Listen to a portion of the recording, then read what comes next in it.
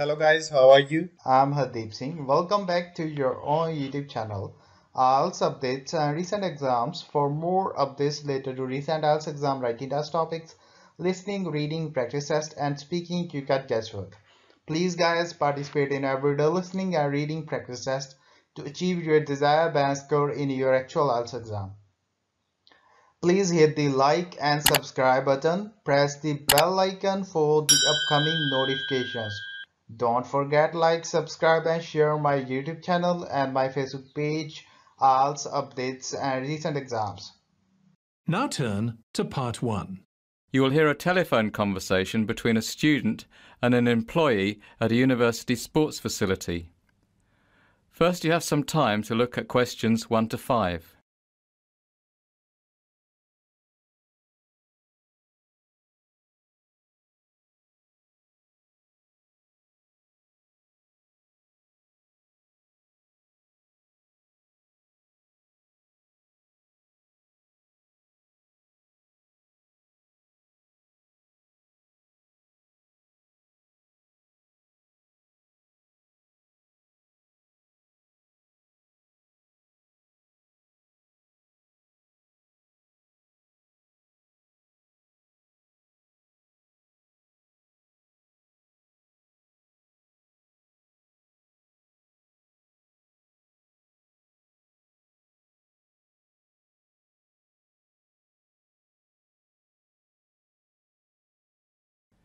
Now we shall begin. You should answer the questions as you listen because you will not hear the recording a second time. Listen carefully and answer questions 1 to 5. Hello, Ratner Athletics Centre. How can I help you? Yes, hi. I'm interested in finding out some information about membership. Certainly. Are you a student? No, is that a problem? I was a student here 2 years ago. All right, that's no problem.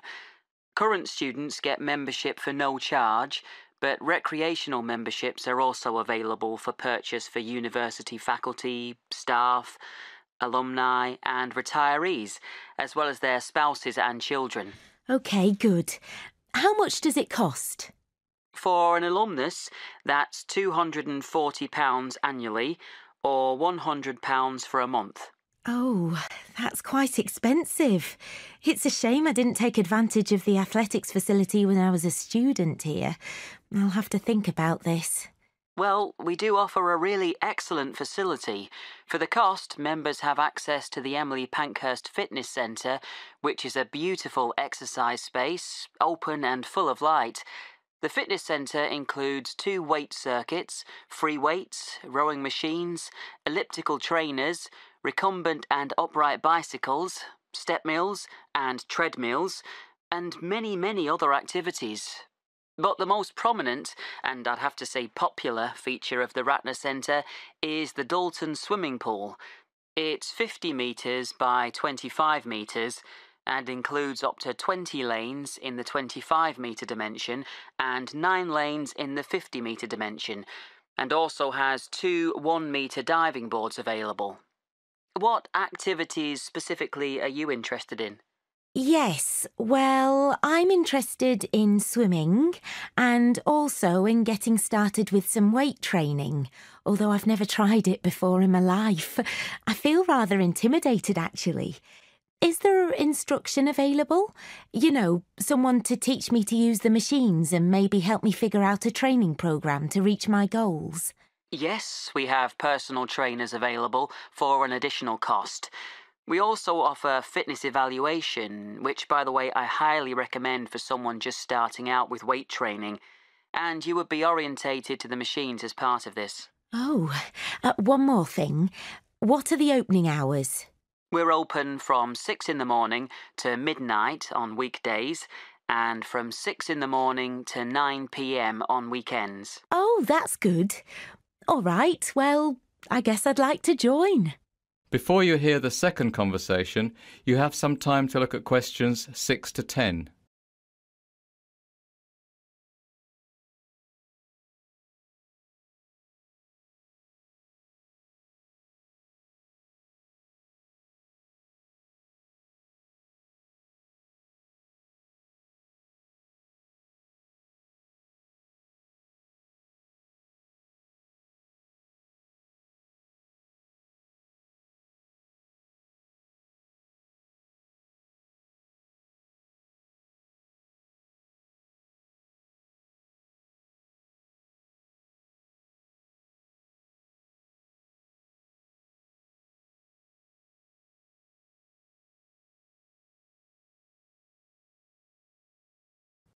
Now listen and answer questions 6 to 10. Very well. Can I have your name, please? That's Shannon Fleet. SHANNONFLEET.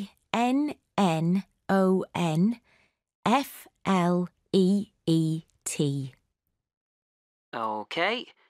And your address?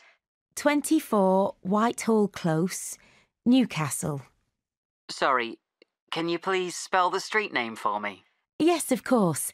That's WHITEHALLCLOSE. Got it. And your postcode? NE01EN. N as in night and E as in England? Yes, that's correct. I'll need a phone number. OK, it's 9765 484 493. That's 9765 484 943. No, sorry. The last three numbers are 493, not 943. OK. Now, you'll need to pay when you come for the first time, and you can either pay by cash or credit card. I'll pay cash. Fine. And be sure to bring some sort of proof of address, like a bill or driver's licence. I don't drive. Will my electricity bill do? Yes, that's fine. And also bring a passport-sized photo so we can make up your membership card. OK, thanks. I'll come by this afternoon.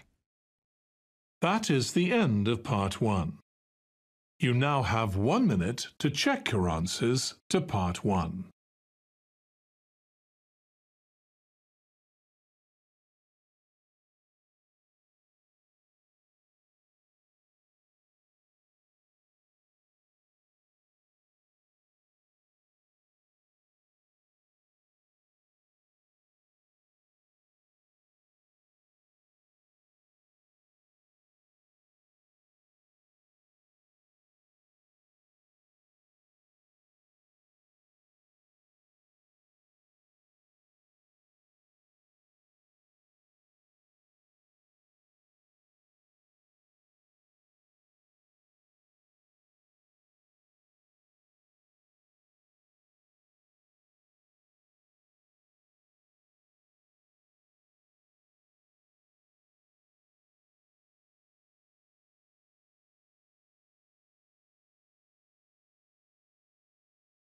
Part 2. You will now hear a speaker talking to a group of students planning to study in South America next year.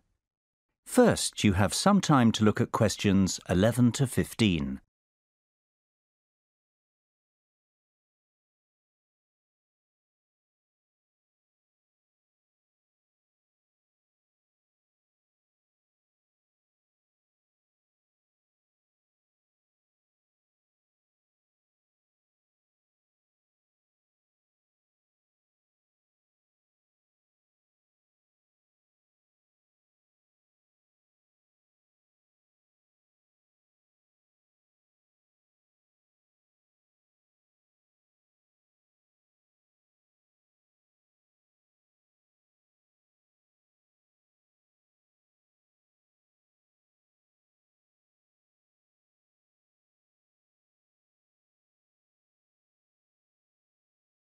Now listen carefully and answer questions 11 to 15.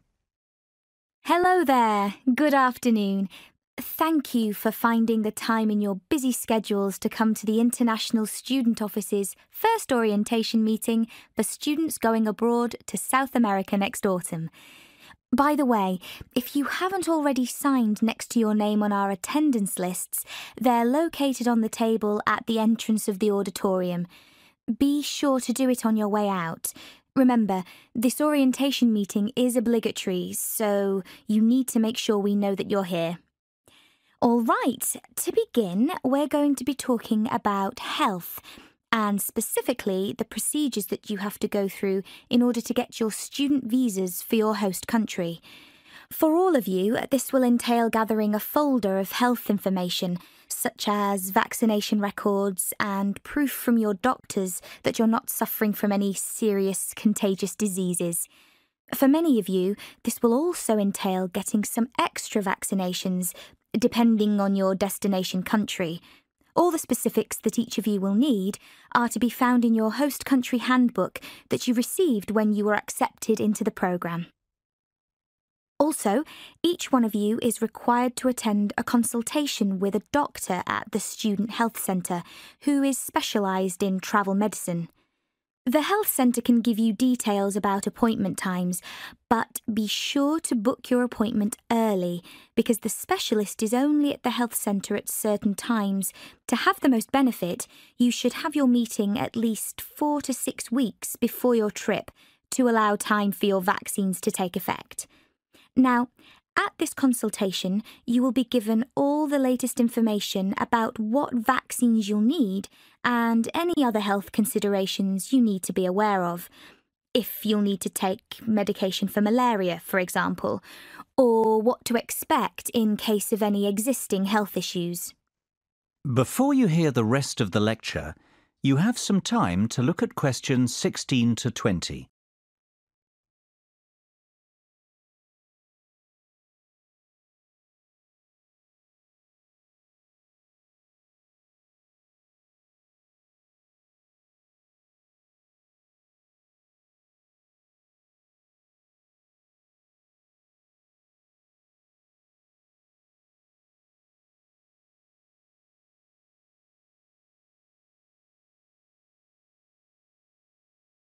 Now listen carefully and answer questions 16 to 20.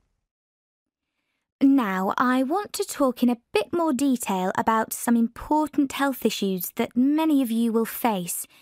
First of all, I want to say a few things about malaria, which will apply to most of you with South American destinations.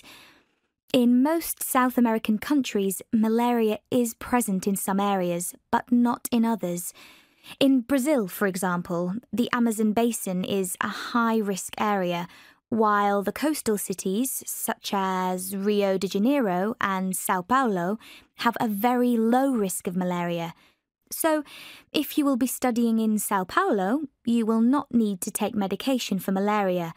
However, if you are studying in Sao Paulo and doing fieldwork somewhere in the Amazon basin, then you will need medication.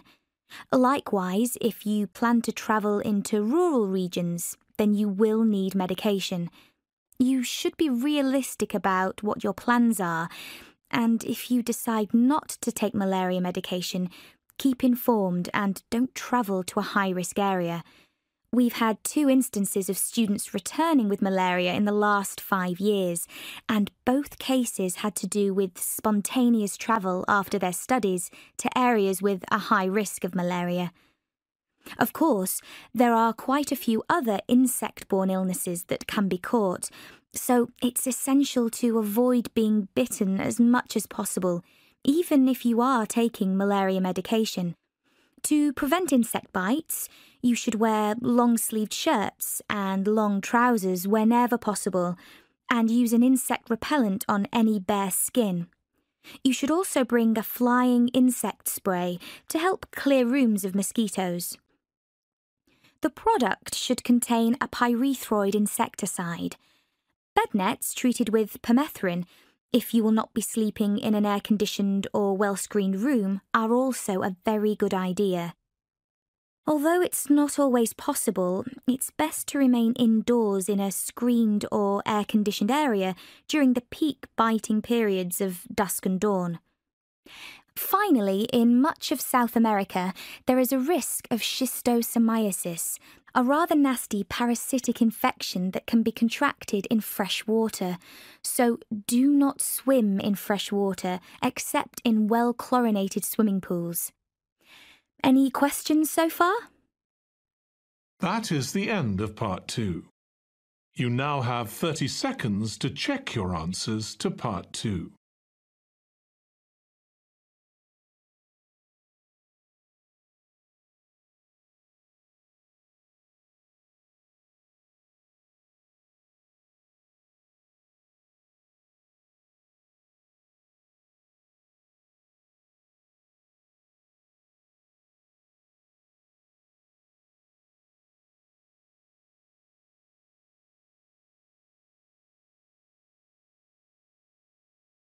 Part 3.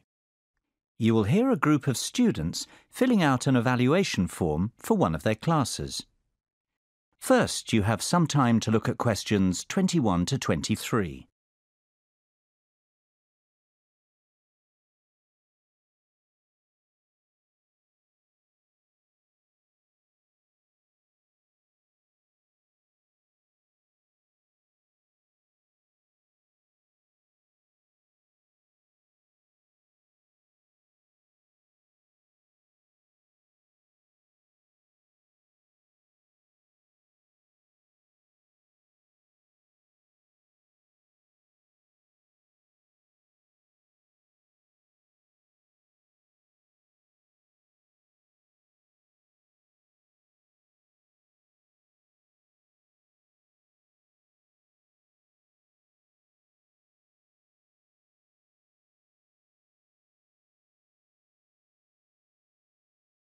Now listen carefully and answer questions 21 to 23.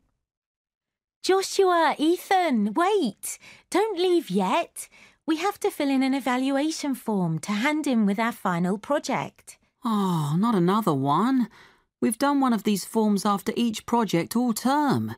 It's a bit of a waste of time if you ask me. They just want to give us a chance to have our say about the project. But I haven't much of an opinion about it either way. It's just a project. Yeah, but if you did... Then it wouldn't be a waste of time, I suppose. What's your point? Well, just say you have no opinion. What's the problem with that? You're right, I'll do that. And it'll be easier than making something up. But even if we had issues and wrote them down, do you think anyone reads them? I rather doubt it. Of course they do.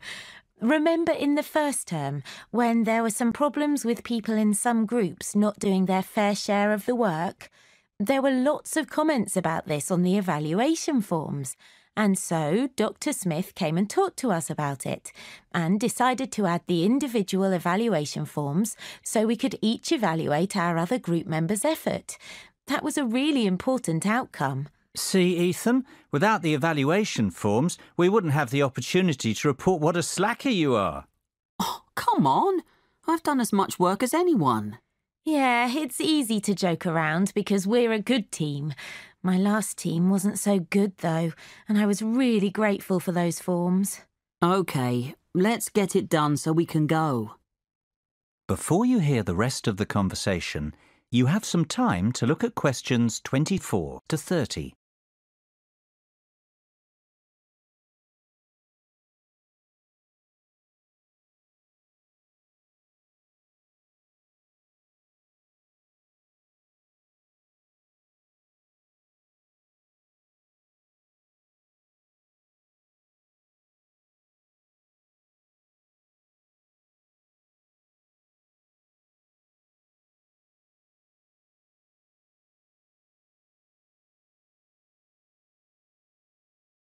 Now listen and answer questions 24 to 30.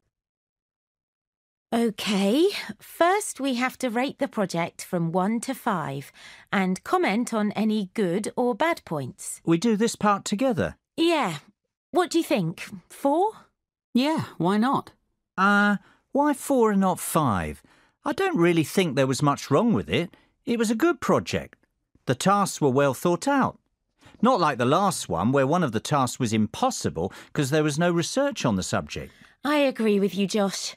There weren't technically any problems with the project. It's just that I like projects to have a sort of practical point.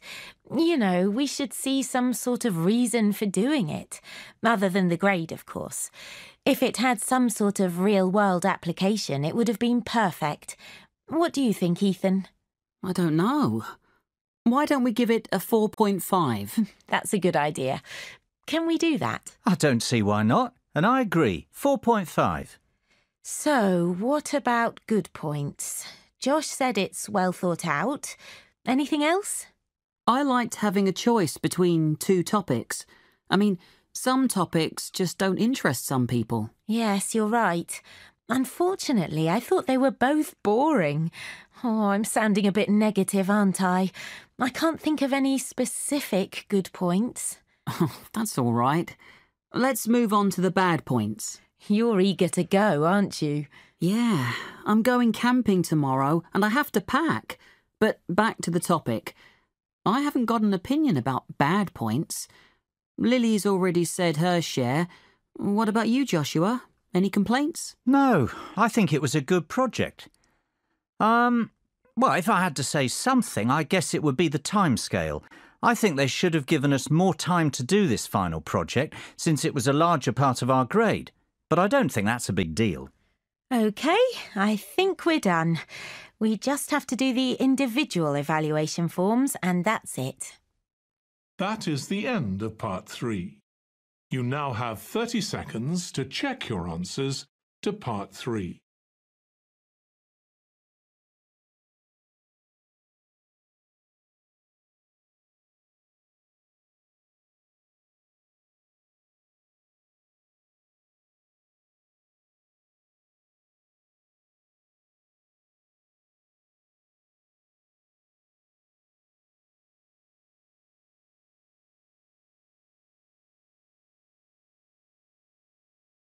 Part 4. You will hear part of a lecture in a marketing course. First, you have some time to look at questions 31 to 40.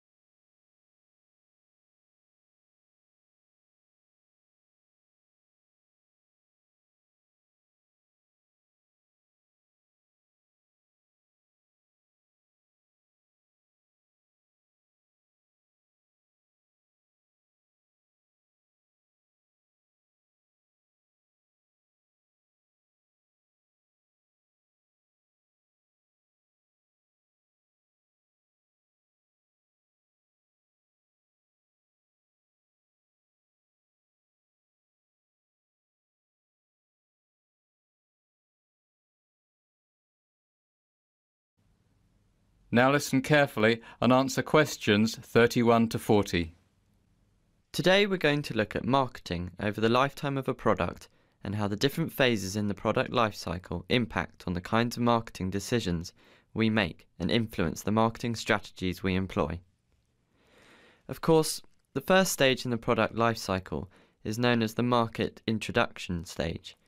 At this point, costs are very high indeed, and since the product is fresh to the market, sales volumes can be low to start as the product has yet to take off.